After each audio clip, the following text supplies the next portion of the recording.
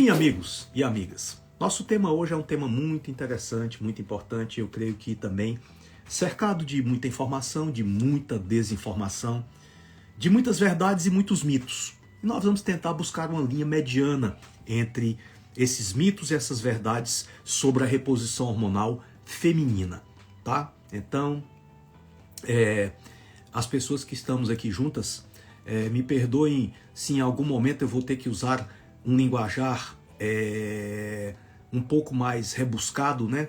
Um pouco mais técnico, não sem perder a lógica e o prumo aí das linhas de raciocínio, mas essa live é especialmente direcionada para nós médicos, né? Então, em alguns momentos aqui, ter que usar alguma terminologia dentro do Medicase, né? Mas você sinta à vontade. No final, a gente vai passar aí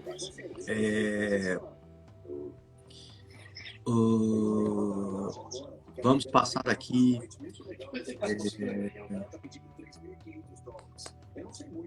vamos deixar um tempinho aqui aberto para algumas dúvidas, algumas interações com o público, né? E vamos começar a nossa live. O tema hormônios, principalmente quando diz respeito à questão da reposição, é um tema cercado de mitos, cercado de tabus, cercado de preconceitos e muita desinformação. Essa questão é uma questão recorrente, os mitos permanecem. Eu comecei a trabalhar com hormônios ainda finalizando a residência médica lá. Eu já via claramente como as intervenções hormonais poderiam e podem contribuir para a melhora da qualidade de vida. Aquelas mulheres melhoravam exuberantemente todos os seus parâmetros de saúde. E me lembro muito bem, no início da década de 80, né, quando eu comecei a trabalhar com esses conceitos da reposição, inicialmente da reposição hormonal da menopausa, que esse assunto, né, sempre foi cercado de preconceitos, sempre foi cercado de desinformação, sempre foi cercado de um elevado grau de ignorância, né? A palavra mais certa é essa, sobre o assunto. Quase 40 anos se passaram e a gente percebe que as coisas não mudaram muito. Os tabus continuam muito semelhantes, continuam praticamente os mesmos. Eu vou aqui elencar com vocês alguns desses tabus. O que é que muitas pessoas pensam a respeito de hormônios? Por que esse assunto e esse conceito tão fundamentais para a vida e para a qualidade de vida ainda é cercado de tanto mistério, de tanto medo, de tanta desinformação? Quase 40 anos depois, as coisas continuam praticamente as mesmas. As dúvidas, perguntas, indagações são praticamente as mesmas. E a minha missão aqui é mostrar que, pelo ponto de vista técnico e pelo ponto de vista do conteúdo e do conhecimento, qualquer médico de qualquer especialidade, qualquer que seja a área em que ele está envolvido hoje dentro da medicina, ele pode e até mais deveria dominar conceitos básicos a respeito da hormonologia. O primeiro tabu que surge sobre esse assunto é que hormônios constituem uma área do conhecimento afeita e restrita a uma especialidade chamada endocrinologia. Discordo radicalmente. Hormônios são ferramentas terapêuticas universais. Eles podem ser utilizados tanto para tratar, controlar ou manter estável uma doença, como também para manter a saúde. Esse é um dado, um ponto e um momento muito importante para que nós possamos refletir. Em absoluto, os hormônios podem ser usados ou são usados apenas para tratar doenças. É absolutamente nítido, claro, que uma pessoa que tem uma desordem, um desequilíbrio, uma disfunção ou uma doença causada por distúrbios hormonais, ela tem que tratar. Um hiperparatireoidismo, por exemplo, um hipotireoidismo, por exemplo, uma síndrome metabólica, por exemplo, são distúrbios que levam a doenças e que precisam ser adequadamente tratados. Mas o primeiro tabu que eu gostaria de quebrar aqui é que, de forma alguma, o indivíduo, para lidar com hormônios na sua condição de médico, ele precisa ser endocrinologista. Ele precisa apenas estudar, se preparar adequadamente, conhecer, praticar e fazer acontecer. Para que vocês tenham uma noção, a menopausa, como nós vamos falar daqui a pouco, é um conjunto de quedas hormonais tão complexo e tão importante, trazendo tanto impacto para a vida da mulher, que nós classificamos como endocrinopatia, de enormes repercussões biopsicossociais. E quando a gente vai olhar para a média de mulheres que buscam o tratamento hormonal, elas não buscam o endocrinologista. A maior parte das mulheres que buscam tratamento hormonal da menopausa vai buscar quem? Sim, o ginecologista, que em nenhum momento foi formado em endocrinologia.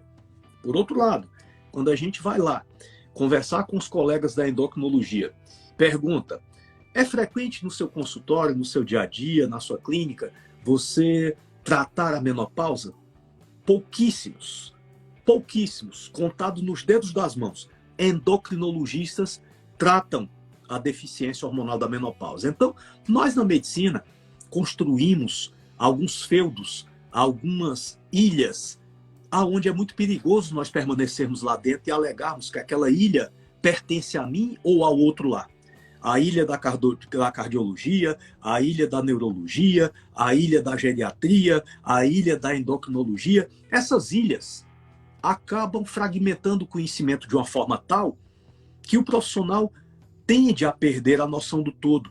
Ele tende a olhar muito agudamente para uma determinada área, para um determinado segmento do corpo humano e deixa de olhar para o todo.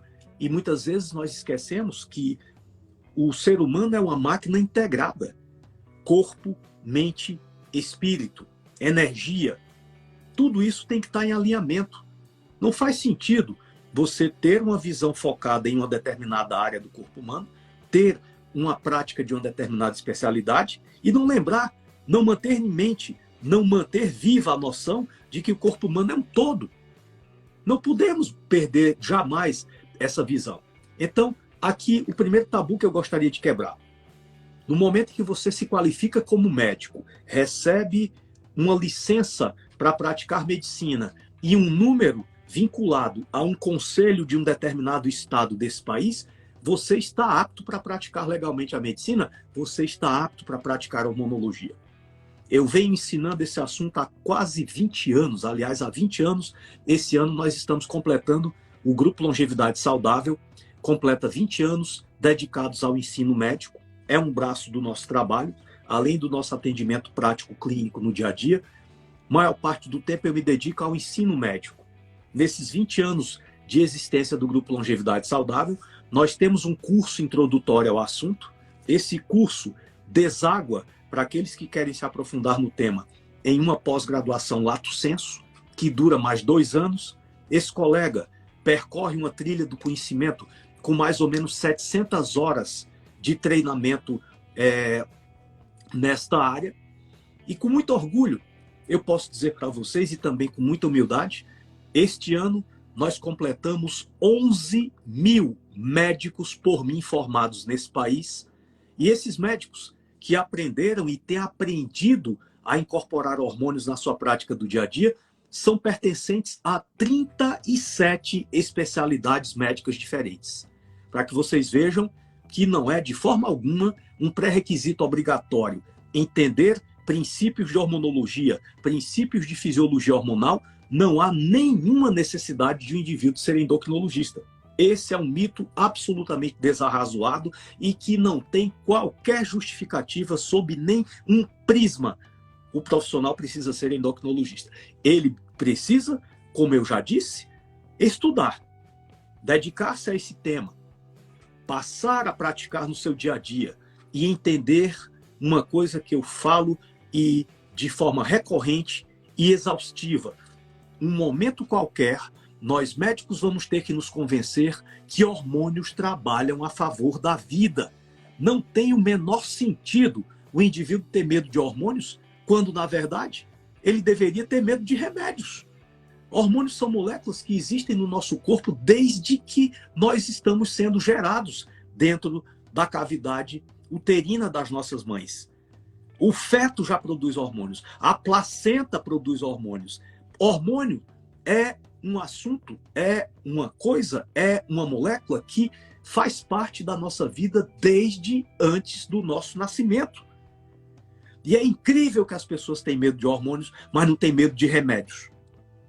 Muitas vezes tomam medicamentos sem nem sequer ter a responsabilidade com a sua própria vida e a sua própria saúde, abrir aquela caixa, retirar de lá um papel que tem lá dentro, chamado bula, e ler a bula.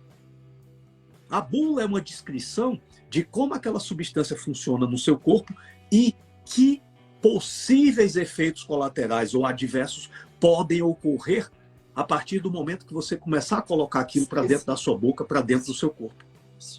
Troca a rede porque está oscilando. Oscilando? Tá bom. Me dê licença só um pouquinho aqui.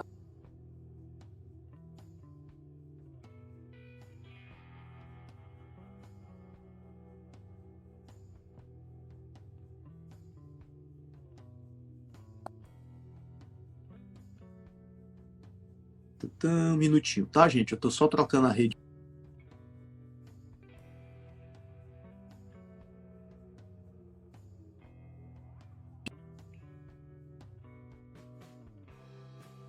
Voltei. Aqui estou de volta. Então, o que é que eu gostaria de comentar e compartilhar com vocês? A minha vivência de quase 4 décadas nessa área e como eu tenho visto vidas de pessoas mudarem para melhor a partir do momento que a gente passa a encarar o declínio hormonal que ocorre a partir de uma determinada fase da vida, não como algo natural e normal. Quedas hormonais ocorrerão com qualquer ser humano que viva muito, que ultrapasse os 30, 35, 40 anos de idade. Todos nós, homens e mulheres, vamos sofrer declínio hormonal. A grande questão que eu trago à discussão aqui é: diz-se que as quedas hormonais são naturais. Nenhuma discussão a respeito dessa questão.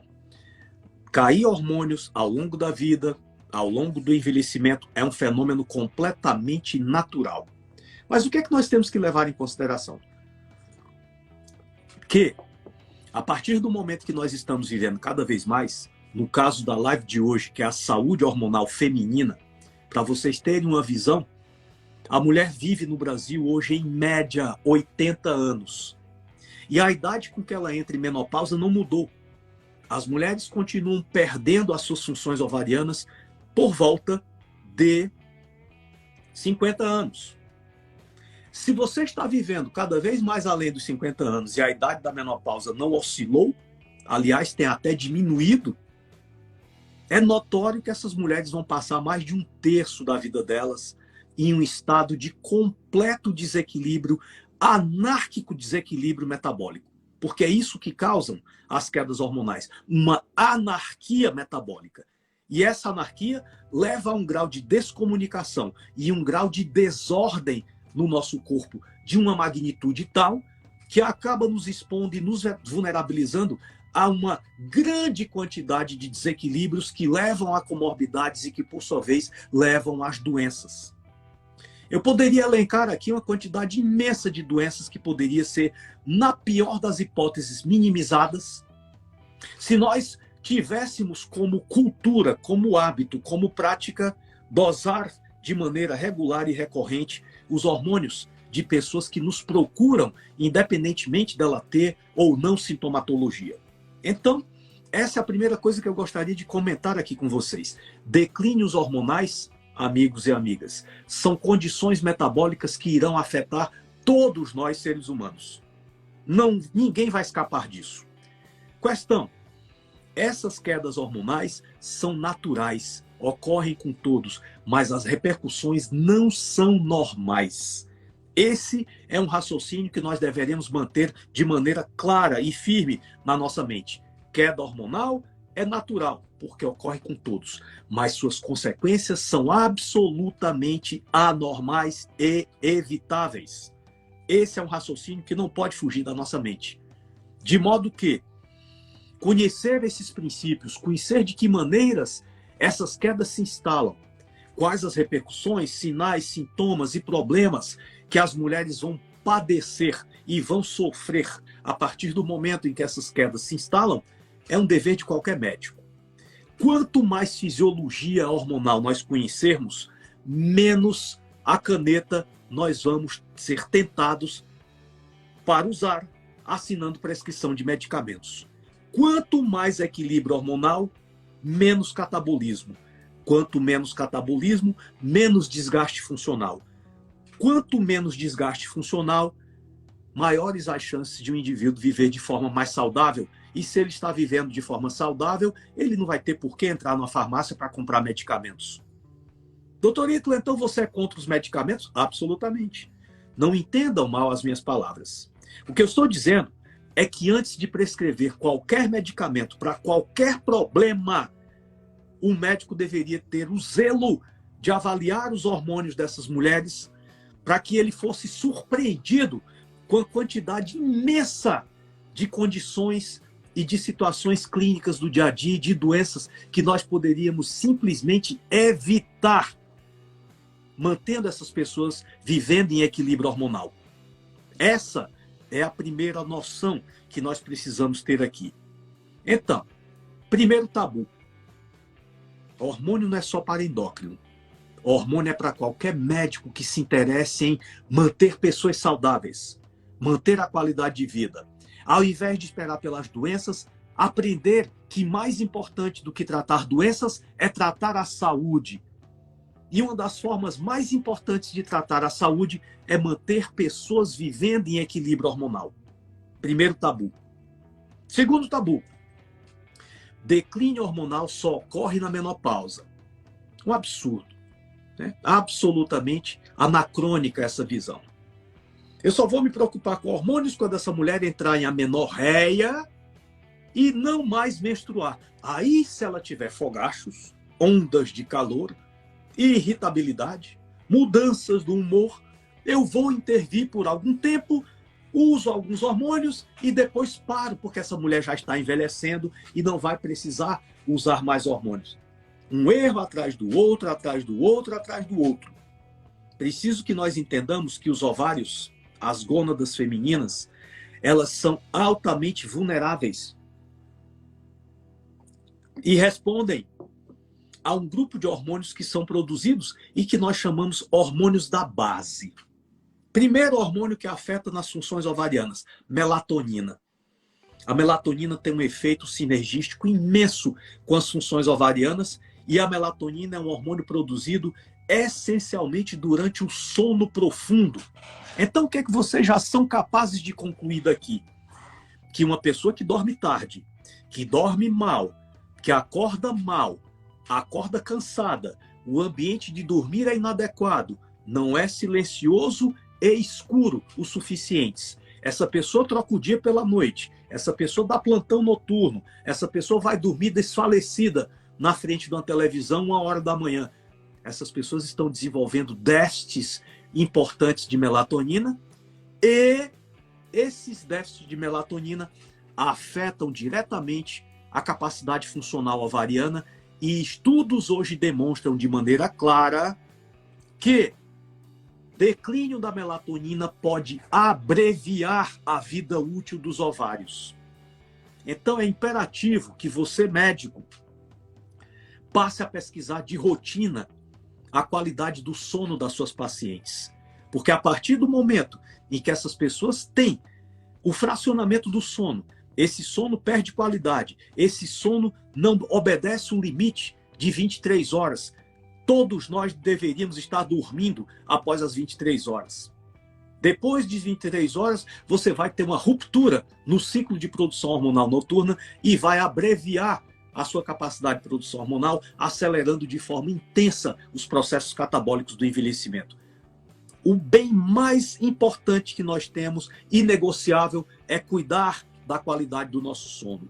A má qualidade do sono leva a uma queda precoce da melatonina e a queda precoce da melatonina vai levar a uma disfunção ovariana precoce. Esses ovários envelhecem mais cedo e diminuem a sua vida útil.